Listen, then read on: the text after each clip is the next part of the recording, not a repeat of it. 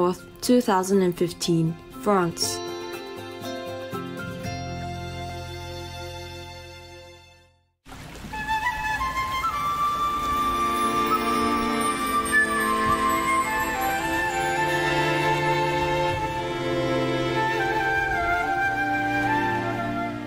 So the Tolananda Bhikkhuni, meaning the high priestess, yeah? They also Bhikkhuni, but she's the elder one, senior, yeah. She said to them, all of you have been born in good, rich, noble families.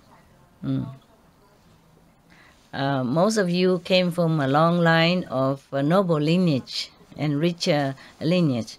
You never lacked anything in your life, and even in such a young age, in such a beautiful age like yourself, you wanted to become nuns. Why should you do that? Why would you do that? Shouldn't. Never mind. Don't do this. It's a wasting of your youth. It's useless. Just give me all this nun's robe and nun's bows, baking bowl, give it to me and go home. Yeah.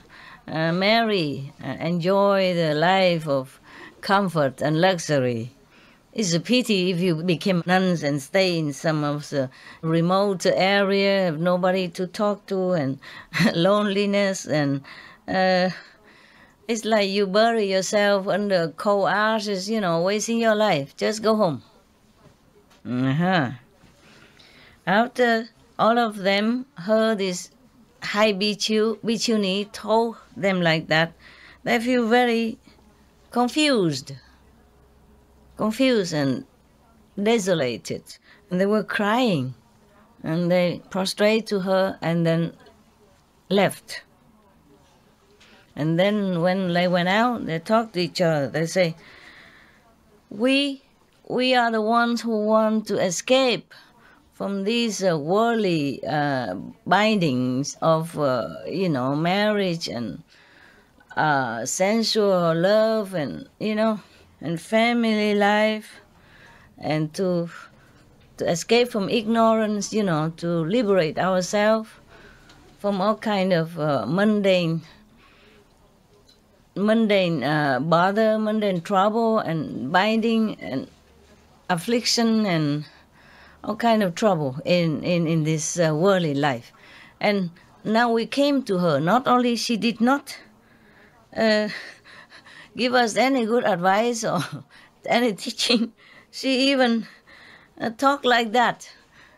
Want to drag us back into the mud, where we don't want to stay, where we already feel that is nothing for us anymore. That's why we left. It looked like she wanted to drag us back into the tiger's dens on the mouth of the lions, to ruin our lives, ruin our aspiration and ideal. I think this is no good. She wants us to be life after life transmigrated in lowly level of consciousness and getting nowhere in the spiritual elevation or enlightenment. Okay, I think all of us should go to another bhikkhuni, another nun, another high priest. Her name is Vihu.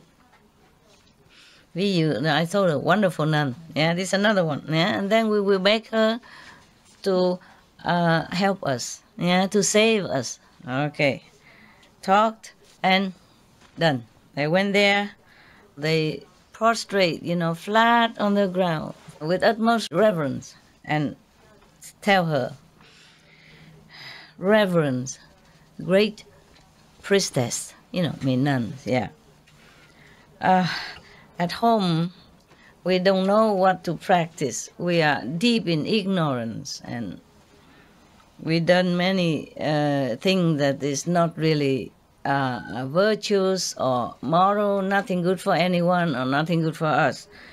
And now, even though we have renounced our worldly life, but our heart inside, our mind, our heart is still feeling full of greed and, greedy for or desires for sensual pleasure. And many times, often, our sensual desire is still very strong. It just comes out of nowhere. And we cannot control. They're young, the hormone. The hormone. Hormone is a trouble. But even then, at least they know how to run away from it, huh? Yeah, many people just run with it. Okay. They confess, they're confessing that even though they became nuns, but they have not been able to control their desires and all kind of stuff. Yeah. Please advise us something, teach us something so that we can be able to control that, so that we'll be able to liberate ourselves from all this binding of the physical desire, from this karma of desire. So the bhikkhuni, wonderful, said to them, there were 3 lifetimes, the past, present, and the future. Which one would you like to ask about? So they say, Reverend bhikkhuni, the past and the future is far away. Yes, we don't dare to ask. We only want to ask about this present life. Like the karma that binding us in this kind of sexual desire, from the bodily longing for sensual pleasure, that is torturing us in this lifetime, that we could not control, that we don't even know where it comes from, and it's just kind of pressuring on us, oppressing us. Please tell us, is it bad or is it good? Is it beneficial or is it harmful to us? What kind of consequence it will bring us? Yeah, if we follow this kind of path of sensual desire. Yeah, and whether it will bring us any good benefit in the future or not. Please explain all this to us. Yeah. So the bhikkhuni, wonderful, said to them, if you all want to know, please listen carefully. Yeah. And they say, yes, Reverend bhikkhuni, we will pay all attention to your advice.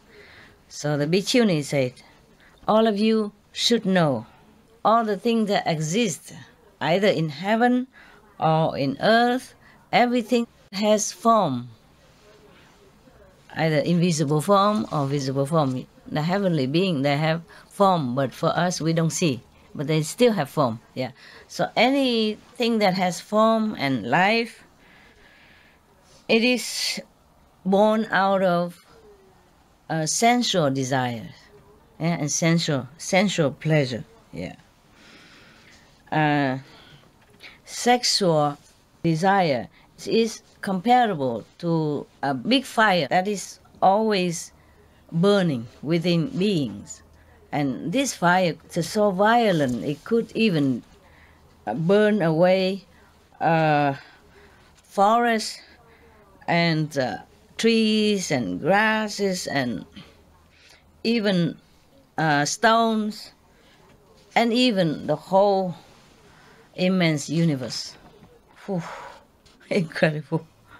I never heard anyone say such like that. Anyone who has been captured tightly within this sexual desire is as if the enemies is already in your house. They're going to destroy your house, destroy your life. And this person, if indulging and following that desire, will definitely be, not will be born, but exiled into these 3 wicked paths. Is verily doesn't know when they can escape. There is no time that they can escape. No schedule time that they can escape. These are 3 bad paths, the 3 evil paths are, you remember what? The hell, and there are ghosts and also animals. It's very difficult for them to be born as human even, unless they are good, even their family, but they practice, they keep the 5 precepts or the 10 good ways, yeah? So now, anyone who are attached to their house, their possession, their family, it's because they love this kind of unified gathering, yeah, and happiness with the unified gathering, and because of this, their life will be given into being born again and getting old, getting sick, and then die in this kind of circle. They will not get out of that circle, and then they will have to also suffer separation either through life or through death. And sometimes in the middle of their love, on the peak of their love life, they have to separate because of something happened in life or something happened that they die. One of them die. All kind of very suffering, pain, mental, emotional, physical. If they continue to be too attached to this kind of family and union, sensual pleasure. Yeah. Some people are so much attached to the love of their life or the opposite sex that if they cannot satisfy this love, their heart is like burning and their mind is being so like imprisoned. It's very, very difficult to get out of that. Like love sick, Yeah, as if somebody binding their mind and tightening their heart and breaking their feeling and all kind of suffering. I myself, the nun, wonderful. She's talking about her life now. Yeah. I myself was born in a Brahman family. Brahman is a top caste in India for caste system. Yeah.